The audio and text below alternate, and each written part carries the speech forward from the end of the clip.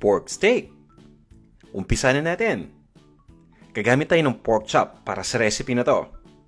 Ilalagay ko lang yung pork chop sa isang resealable na bag. At isusunod na natin dito yung toyo o yung soy sauce. Pati na rin yung lemon juice o yung calamansi juice kung ano man yung gamit ninyo. Siguraduhin lang natin na nahalo na ito mabuti at na-coat na yung pork chop ng toyo at ng lemon o calamansi juice. At ang susunod natin gagawin ay ibababad lang ito o imamarinate ng at least 1 oras. Pero mas maganda sana kung tatanggalin natin lahat ng hangin dito sa ating resealable bag. Nang sa ganun ay mas ma-absorb ng karne ng baboy yung marinade. At pagkatapos ay isisilang natin itong bag. Ilalagay ko lang ito sa loob ng refrigerator at pabayaan lang nating nakababad ng at least 1 hour gaya nga ng sinabi ko. At makalipas ang 1 oras, ready na. Magpapainit lang tayo ng mantika sa isang pan. At kapag uminit na yung mantika, pwede na nating i-pan fry yung pork chop na nababad na natin. Isa-isa lang nating ilalagay yung pork chop. At ipiprito lang natin yung isang side ng at least 3 minuto.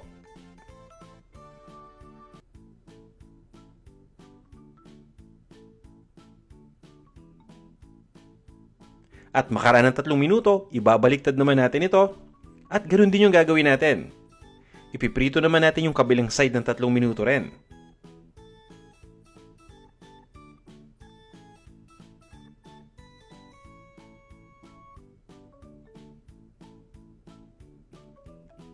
At pagkatapos ay tatanggalin lang natin isa-isa yung naprito na pork chop dito sa pan, ilalagay lang natin sa isang malinis na plato. At iset aside muna natin. Gamit ng isang malinis na pan, magpapainit tayo ng panibagong mantika.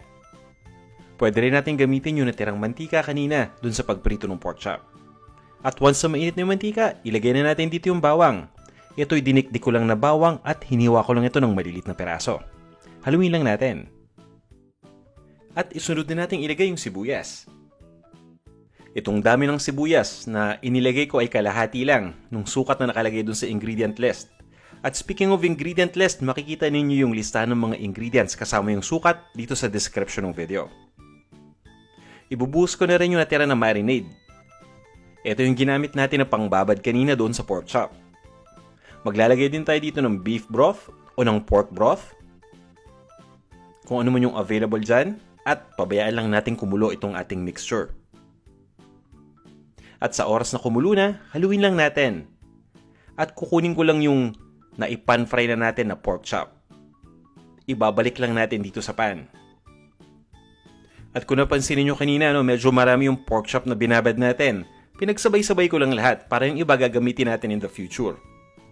Sa ngayon, ito lang muna yung gagamitin natin para sa recipe. Ang gagawin natin ngayon ay papakuluan lang natin ito hanggang sa tuluyang lumambot yung pork chop. Nasa mga 30 to 45 minutes para maging okay na to. So, ang ginagawa ko, papakuluan ko ng 20 minutes. Makaraan ng 20 minutes, ibabaliktad ko lang ito. Para nang sa ganun, maluto din o mapakuluan mabuti yung kabilang side para balanse.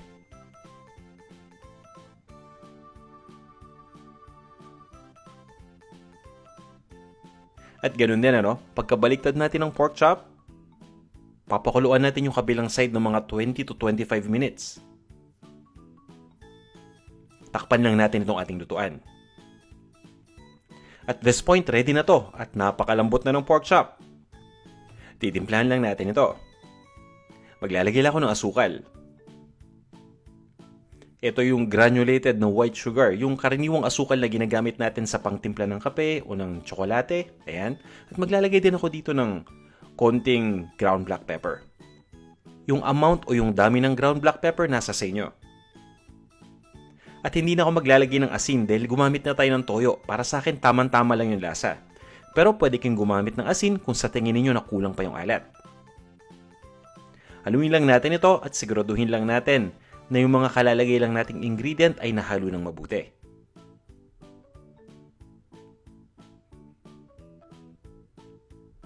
At ilagay na natin yung pinakahuling ingredient.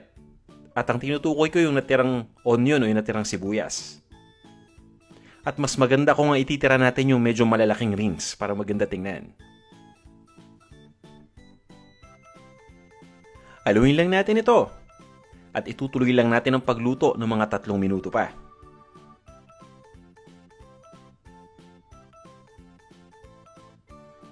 At pwede na natin itong ilipat sa isang serving plate.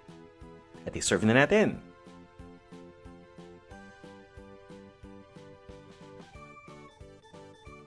Ito na ang ating pork steak. Tara, kain na tayo.